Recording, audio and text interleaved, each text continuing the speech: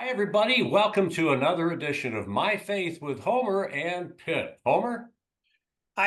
Periodically hear people talk about the power of prayer and almost like they're amazed about the ability of prayer. And I go, well, then you've never listened to this because I say it almost every week. They asked Mother Teresa what was the key to all her accomplishments, success, life. She says, my secret is very simple. I pray. They thought there was a second and a third. No. Well, if she says it, then nobody can surprise me with their story about the power of prayer. Tommy? If Yeah, I you didn't agree. believe that, they have prayer lines all over the place for that exact reason. Parishes, churches around the country. Our guest is Tom Simon. Did you want to chip in briefly before we introduce you, Coach? Uh, Go ahead. You can introduce me and go from there. All right, beautiful.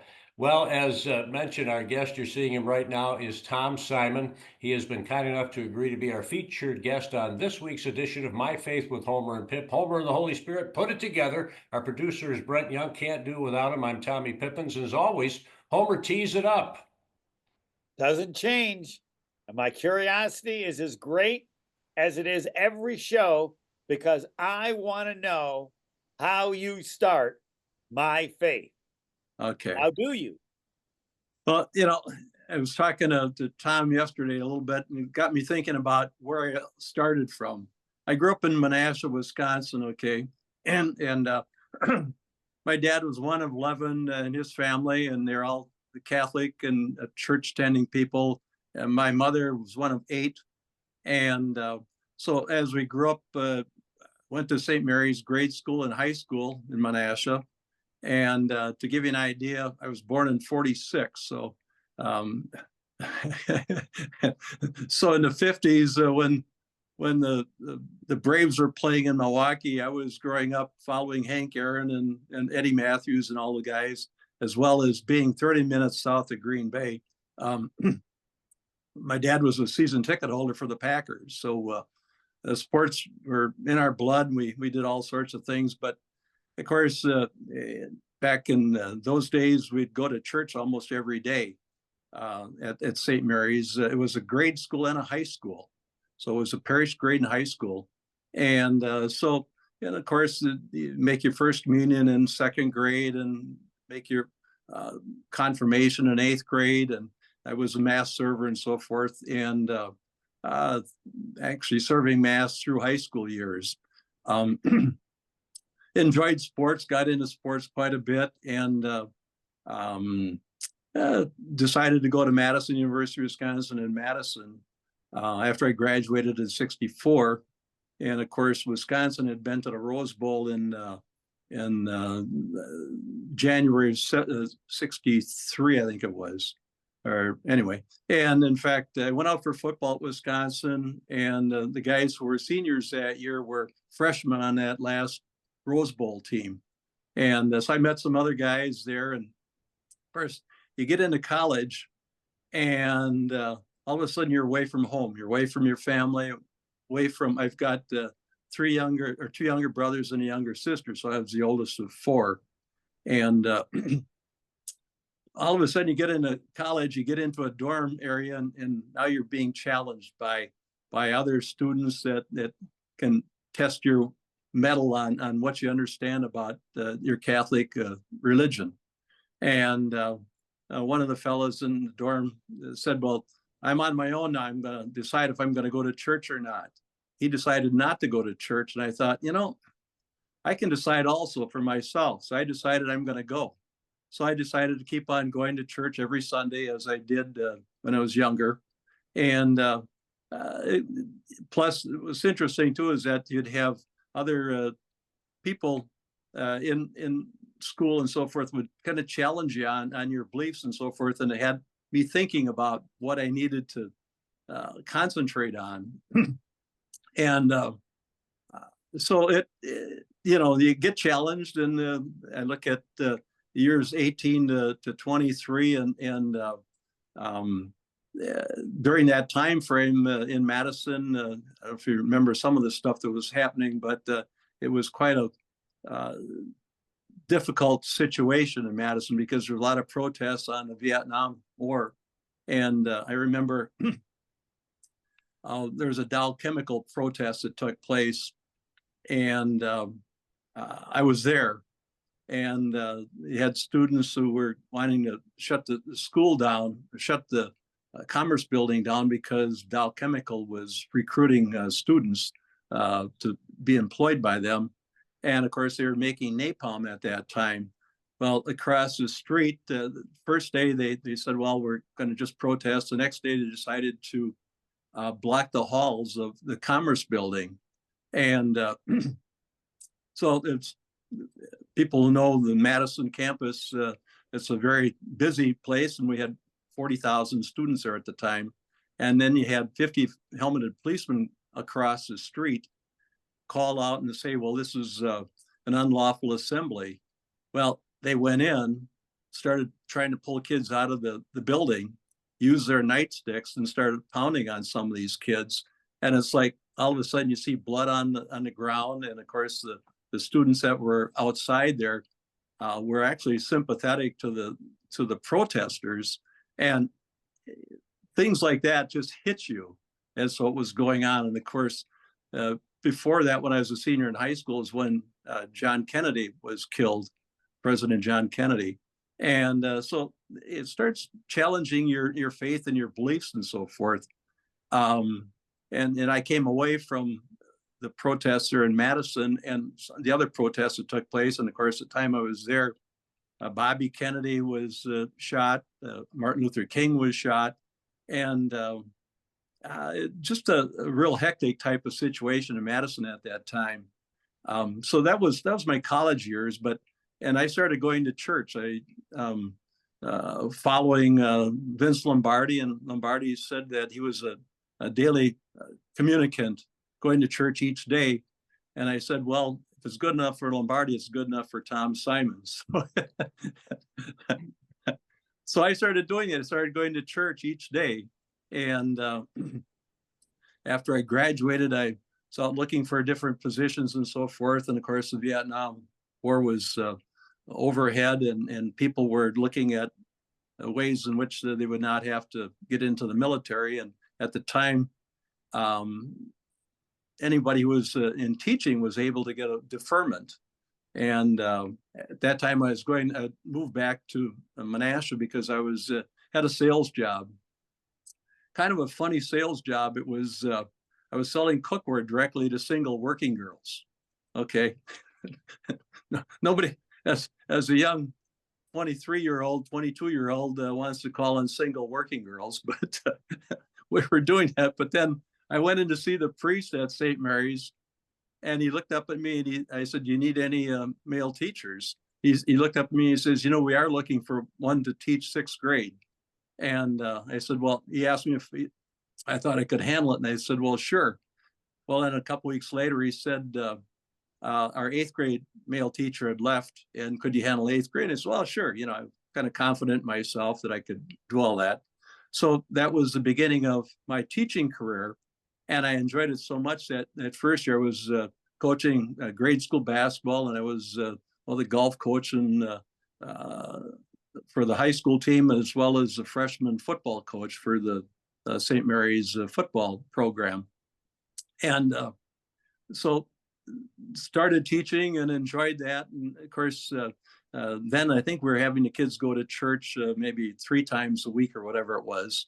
And so as a teacher, you're an example to the students. And of course, if you go to church and you expect that, the kids kind of follow suit. In fact, we'd have our grade school basketball games being held on Sundays. And what I would do is have my eighth grade basketball players come to church the morning of the game. And if one of the boys didn't show up, came late or whatever it is, I simply told him that he wasn't going to be able to play. So, Whoa, whoa, wait a minute. Did you actually enforce that? And I enforced it. Yeah. Well, okay, this makes sense. We'll get to that, but I want to go back. Okay. You continued to serve Mass through high school? Yes. I think that's very rare, but maybe I'm wrong. Well, back then, of course, we had a Catholic grade in high school. Okay. And so as high school, we were Mass servers at that time at St. Mary's of Menasha. Okay. Okay. But And then this is always a big question. You decided to go to Masson College. Now I know you made reference to the, I don't know that there's a decision there. Something was strong enough that yes, you felt you needed to do that. What was that? probably all the things that were taking place on campus during that time. It was a real challenging time. You know, when many of us got to college at that time, guys are all wearing crew cuts and so forth and flat tops. But then about 2 years later, you saw those same people, long hair, beards, you know, the whole bit. And it was kind of a challenge to myself as to where do you go in life, right? You know, then of course by reading about Lombardi and him going to church, I thought, you know, he's a daily communicant. He goes and he said, winning's a habit. Okay, by picking up on winning, you know, whether it's in business or whether it's in sports or whether it's in whatever, you develop the right habits and you become successful. So in what way do you believe you benefited from doing that?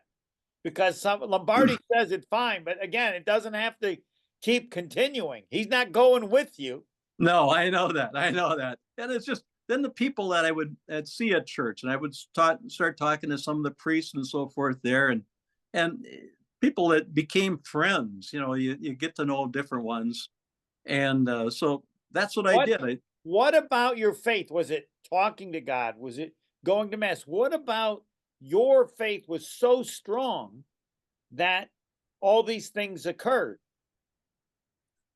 Yes, and it's a good question. I don't know if I've got real exact answers for it, but you know, you just you think you're doing the right thing. Okay. And you know, you grew up a certain way, and having to deal with all the different things in a college life situation, and developing the right habits, whether it's in business or whether it's in studying or whatever. I do that same thing today. I mean, I exercise each morning. I've been doing this for like 45 years now. All right. And that followed after I had a knee injury, which occurred when I was teaching at St. Mary's of Menasha back in '73. All right, back to now you're coaching. I've never heard of this. You don't go to church, you don't play. Do you remember when you first told your team that, or when you first did it? The kids, I'm sorry, I can't believe there were other coaches that did that. Was it as big a deal as it seems to me? Well, if they got there late, you know, I would challenge them and say, you know, what are you late for? You know, we start. It's like the game starting a game. You know, you're either there or you're not. Right. You know, and of course, I was kind of a disciplinarian, both in the classroom and with the students. And but you know, if you're a leader, you're a leader, right? You know, you can't just follow and say, well, my point is, like, your actions tell me and everybody watching and listening how important it was. I mean, you could have had a number of other disciplinary things for your team. You clearly saw a huge benefit to getting those kids to go to church, to go to mass. Yeah. You know, and it's like, do they listen to you on the court? Do they listen to you otherwise? And of course, these are, you know, 12 and 13, 14-year-old students. And, you know, that was my rule. And if you don't, I mean, we got other guys. I can imagine being on the team. I said, Coach, I don't want to be a priest. I just want to play basketball. What would have been your answer? Because I know you had to have some. They didn't challenge me. Okay. Oh, okay. All right. It's like running laps or running wind sprints. Okay. And nobody's asking the question about what we're going to do. That's what we're going to do. But all right, back to where you are. You've already created things that speak to the importance that it clearly had. I mean, I got to imagine, I don't care if you won championships. Yeah, that was a coach who made us go to church. Yeah. but I don't know if that's true.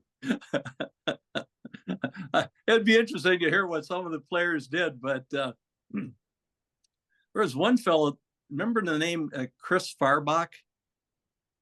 Chris Farbach had gone to St. Mary's, then he went out to North Dakota. He was like the third top scorer in North Dakota history, was drafted by the Milwaukee Bucks as like an 8th round draft pick, okay? And he would have graduated from high school in like 1975, I think it was. And so about 4 years later, then he was drafted by the Bucks. But anyway, he was about a 6'8", 6'9" athlete. And anyway, that's a whole separate All right, issue. now continuing, I want to hear all these now following stories about how your faith is at a standard that everybody would wants to know more. It's so I left St. Mary's after 1973, and I was in Madison for a year, and did some different things there. I was teaching and coaching, and I was actually working at the University of Wisconsin as a graduate assistant teaching golf and handball. Okay.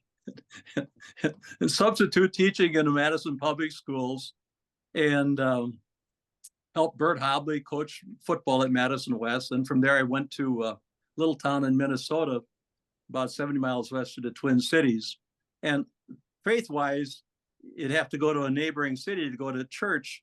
And of course, then you start meeting different people in the community, and it was a community of 750 people, okay? So, but, and again, you kind of get challenged. And from there, I ended up going to Xavier High School in Appleton in 76 through 78. And when I signed on there, it was, again, a Catholic school. It's a school that Rocky Blair had gone to, and I played against them in grade and high school. But anyway, so when I signed on at Xavier, I was a head football coach, head track coach, dean of discipline, and a social studies teacher, all for $15,000 a year. Okay. And so in greeting with the students that I was meeting there, I did the same thing. We'd have our games on Saturdays, and I'd have a mass and have the priests who were at the school had the mass, and so we would do that before each ball game. I just felt it was important, and but it's so that's where I've come from. And then, of course, I was like 33 when I left Xavier after a couple of years. And so I have to ask this one, but because you're now the second most famous person ever at Xavier, behind Torchy Clark. Right. And I bet he didn't have his players going to mass. I'm not sure, but I'll have to check. Well, and it was interesting. You talk about being rough. I used to hear stories about Torchy and some of the teachers at Xavier, because when they first started, they had the boys on one side of the building and the girls on the other side.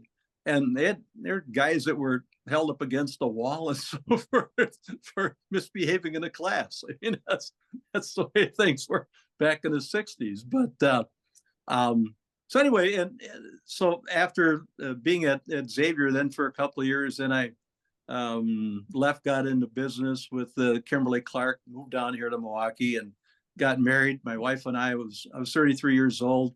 And it's kind of interesting how I even met my wife. I had actually roomed with her oldest brother in college back in the 60s. And she was one of 11 kids in the family. And I went in for an arthrogram for my knee in Appleton. And there was a girl who was helping to do the arthrogram. And I asked her where she is from, and she said, Baraboo. Well, my wife was from Baraboo, and she was one of 11 kids in the family. And I said, and she said, oh, Claire lives in Appleton. Well, if I don't go in for that arthrogram, okay, and talk to this girl about where she's from in Baraboo, I don't meet my wife. Wow. You talk about an incident, and of course we started dating and got married a couple of years later. And and then of course we moved down here to Milwaukee, and we joined St. Margaret Mary Parish, and we've gotten involved there. We've got 4 children, 3 daughters and a son, and got involved with St. Margaret Mary's, and Now I'm going to church there as well as out at St. Dominic's pretty much every day of the week. In the past couple of years, I've been helping at St. Margaret Mary because they're a choice school. So they're looking for tutors. So I'm helping out with the minority kids as far as reading, tutoring on Tuesdays for, 25 minutes with each of 3 students. So, Do they have to go to mass at church before you'll tutor well, them? well, get this. They have a mass on Wednesdays for the students. Okay, none of them are Catholic, except maybe a couple, and the priest there is trying to speak to these kids during the mass, and it's kind of a difficult situation. But I'm there to support the kids, and so at the handshake of peace, I'll just go and do a handshake with all of these students, and then after the mass is over with, I'll stand outside and do high fives with these kids and wish them a good day and so forth. And they get a chance to see me both at church and also in the classroom or in the tutoring sessions. So, but anyway, so that's, in over the years, then I got involved with the Men of Christ. Okay, why? All of these things, why? It's, it's just, It seems easy for you. Like when I ask why, it's like I'm asking you, why do you breathe or why do you walk? Is it? It's a part of your life, and Okay. I just got, to me, it's important. And the meeting of Men of Christ, in fact, was kind of interesting. I've gone 17 years. I think I missed one. And I remember Archbishop Dolan at the time, we had like 3,000 men at the auditorium, the old auditorium. And you want to listen to a group of men singing and praying, the male voices. It was just outstanding. And then after the first couple of years, in fact, Archbishop Dolan was hoping that we could actually have AmFam Field be used to have like 40,000 men there. That was his dream, I guess, was to have that. But then later on, what would happen is that men would bring their boys to these get-togethers and invite them to come up on stage. Well, you had a number of men going up on stage, and the fellows who got that Men of Christ started, Kevin O'Brien and Father Mike Leitner. And Father Mike was an old football player, and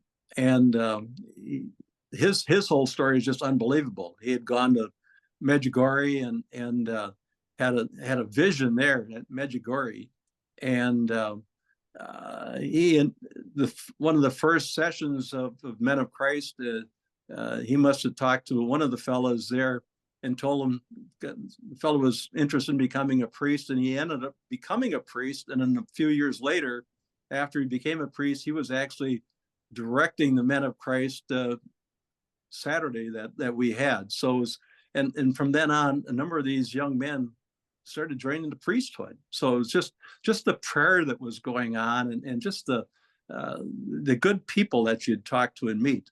And all right, Tommy, I want to know.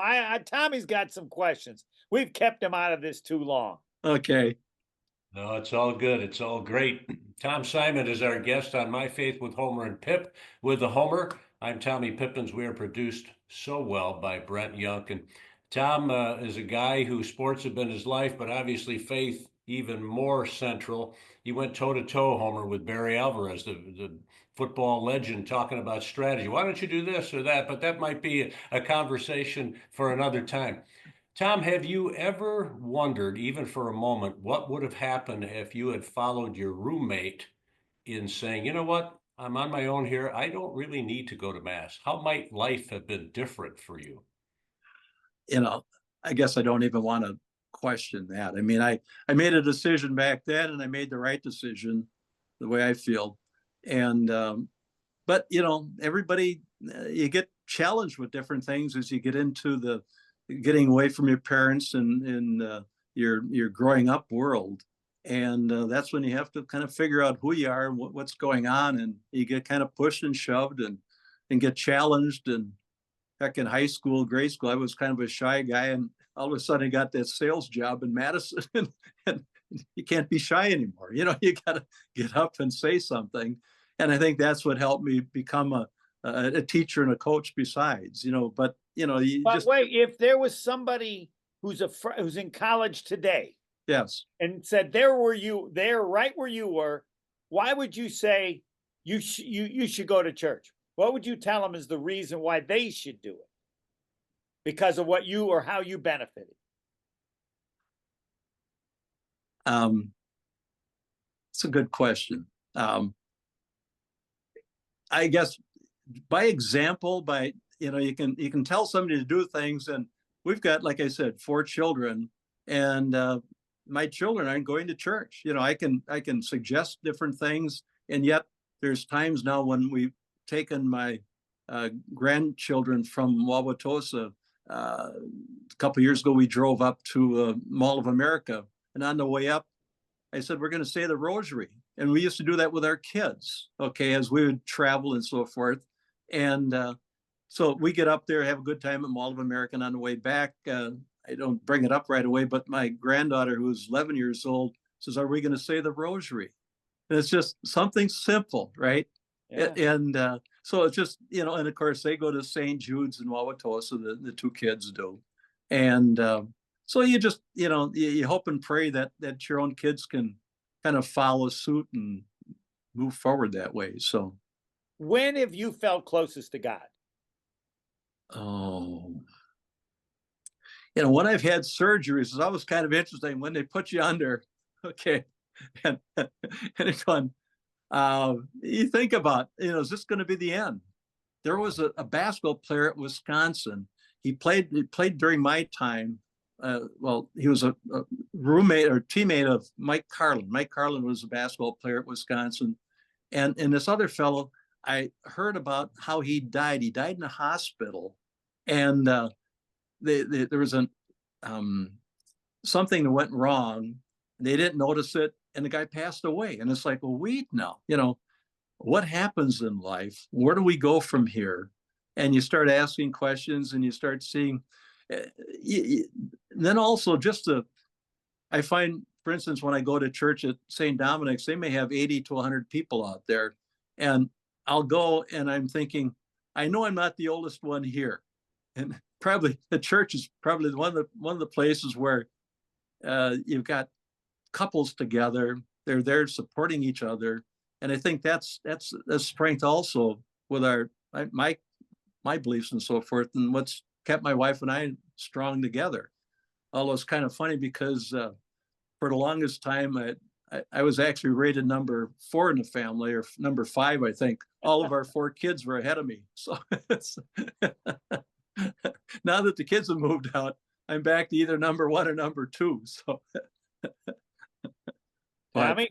Yes. Tom, you seem to have such peace and joy.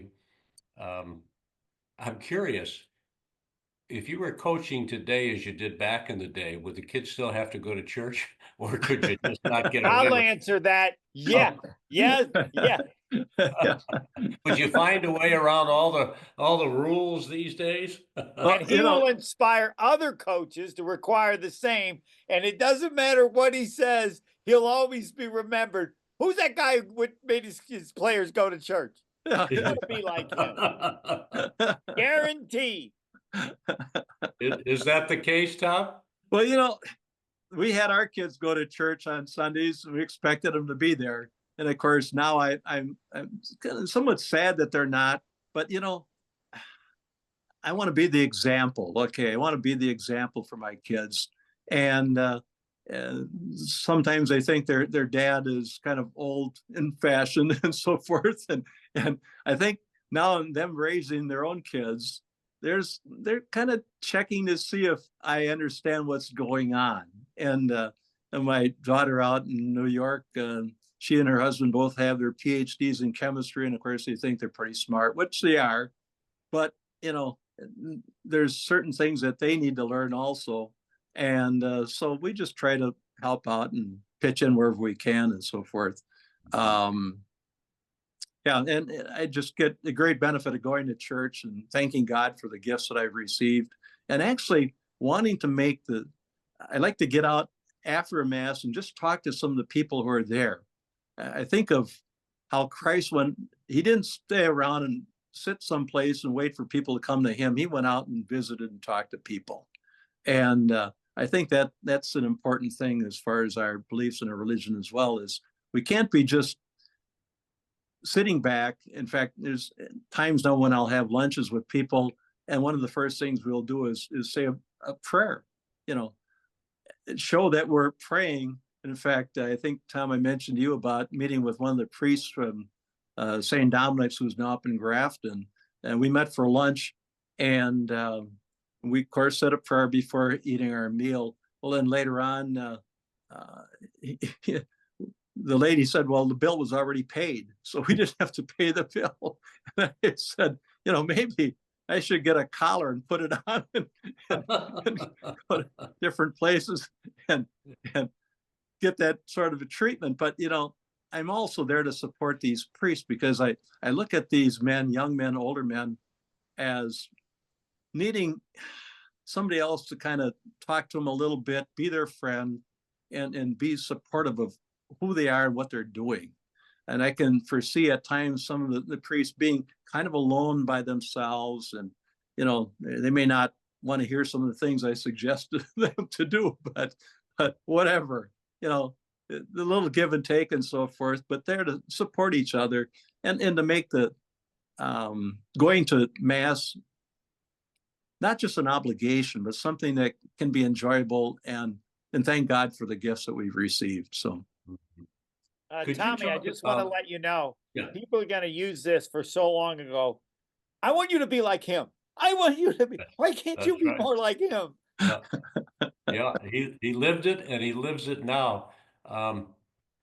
So many of our wonderful Protestant friends will say, and I kind of did it backwards. You know, I became a Catholic about 25 years ago. And they'll say, you know, Mary, which obviously our Blessed Mother is so important, the Rosary, the Chaplet, the Mass. What about you people in your relationship? Do you have a relationship, a one-on-one with Jesus? What does it look like for you, please? And what does it look like when you pray, if you don't mind sharing that as well? That's a good question. It's my relationship is with Christ, and of course, knowing that, in fact, today's message at church was about Mary, and you know, how she was chosen by God and to be delivering Christ into this world, and you talk about the importance of that, and you know, the role that she played in our history. Really, you talk about Christianity, and you start looking over the ages and so forth. You can look back to times when, say, Martin Luther left the Catholic faith and decided to follow certain beliefs and so forth that he set up. And I think of what Christ said when some of the apostles came to him and said, you know, they're speaking, they're doing things in your name. And what did Christ say? He said, if they're not against us, they're for us. And, you know, I pick up different things out of the Bible that way. And, you know, I look at how would Christ handle different things, and his love for his mother, even though there's times he said, well, who's my mother and who's my relatives and so forth. And he was really talking as a picture of the whole world is involved with who Christ is. And, you know, you can look back historically and, you know, from the Roman times, and you can even think about why Christ came at the time that he did. You know, it was kind of a peaceful type of situation, and because the Romans were in control. And that was probably an ideal time for him to come and get his message out there. And of course, then you had different groups breaking off, and over the course of time, you had times when you had a couple of different popes, and you had popes that were controlling armies and so forth. So if you look historically as to what all took place throughout the years, you know, it's not a one line going from one spot to the next. It's kind of a menagerie of things that have taken place in the church over the years. I mean, you can look back in the 60s when a lot of the, after Vatican II, you had a lot of men leaving the priesthood and so forth. I still look at the nuns that we had at school. I think we had like 28 nuns at St. Mary's Menasha when I was growing up. And of course, you're very strict with all the students. You hear about the rulers that were being used and hitting, slapping kids on their fingers and so forth. But then you start looking at how dedicated they were to their faith, giving up their lives. And you start looking historically, you look at this country and you look at the first schools were started by nuns and by brothers and so forth. The first hospitals were started by nuns and by brothers. And you start looking at what they did in the world, historically, and it's amazing. I actually question why some of the ladies have relieved themselves of their habits and so forth, because I think it was a good example of people around the world. And then you mentioned Mother Teresa before, and how is she and her group identified? By the habits that they're wearing in India, right? People recognize who they are. They have a certain amount of trust to who they are, working with the poor and with the people that way. So anyway, that's my little thing. So Well, that's wonderful. Thank you. And the last one for me would be, how has your faith looked in challenging times? And have you ever doubted your faith, even for a moment, Tom?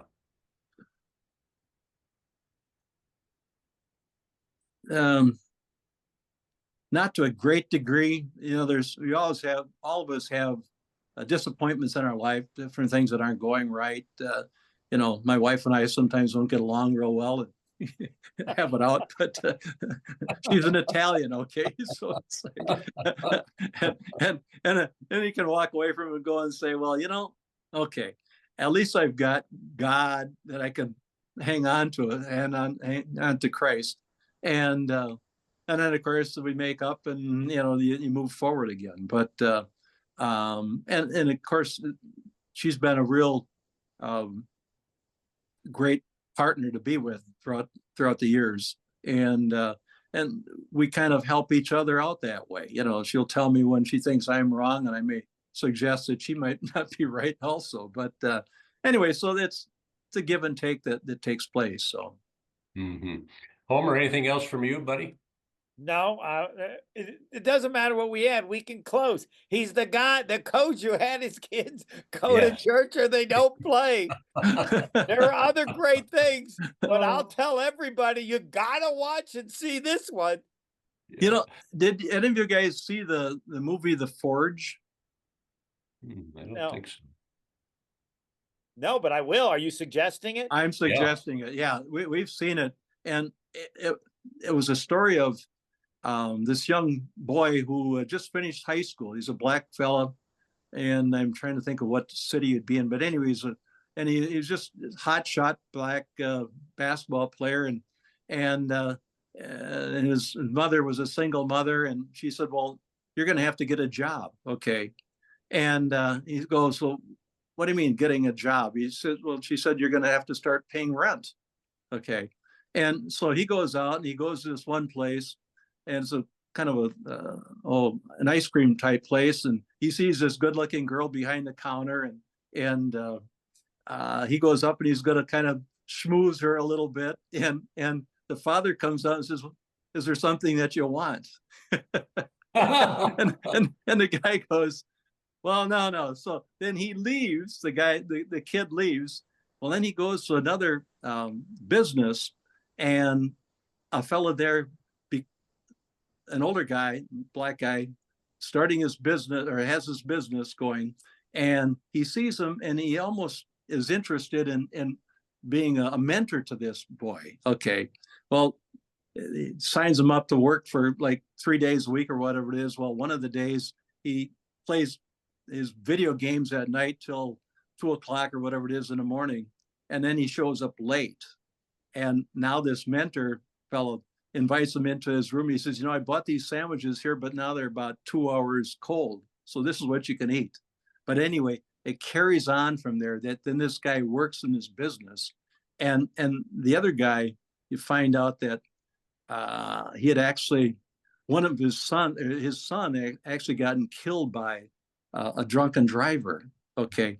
Well, the whole idea, he starts, this older fellow has a group of people that have become Christian. I'm going to say Christian, not Catholic necessarily, but Christian, and they would meet every other week and they'd tell their stories. Okay. And the forge comes out of, they would forge steel and they would put it on the fellow's shoulder. But you have to see it. I mean, I'm telling you a few I'm gonna parts of see the it. story. Come on, close, Tommy. I gotta go watch this. Yeah, Okay. there you go. Sounds good. I want to There see you it go. today. Yeah. Well, Tom, I want to say this in closing, that to look at you and to listen to the way you have impacted so many, especially young people, for Christ through sports, coaching, just living your life, as Homer said, being that example. Go to church or you don't play. And even now, I know you're still working with young people. You have been to many Men of Christ events. Tom Simon, you are a great man of Christ. Thank you for joining us on My Faith with Homer and Pip. God bless you and your family, and hope that we can cross paths again down the line. Homer, he's an inventor. Maybe we can talk about that over lunch. So, Yes. I'd so love to get together, guys, for lunch Not sometime. until I see the movie. that's Okay. right. Yeah, me too. So for our guest, Tom Simon, for the Homer, I'm Tommy Pippins. It all happens because of our humble producer, Brent Young. Thank you for joining us on My Faith with Homer and Pip. The whole idea, we hope and pray, is that you will be inspired, encouraged on your spiritual journey to and through the cross of Jesus Christ, where the victory has always been and always will be, no matter what. So long, everybody. God bless you.